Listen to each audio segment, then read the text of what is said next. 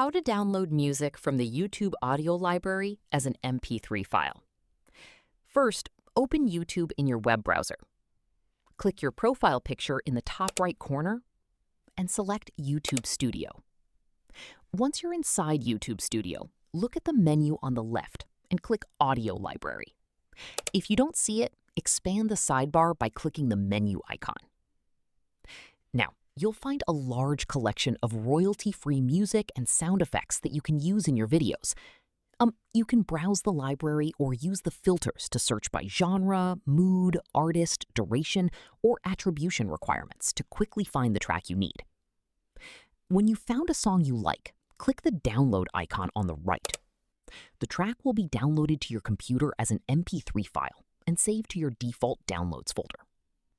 That's how you can download music from the YouTube audio library as an MP3 file.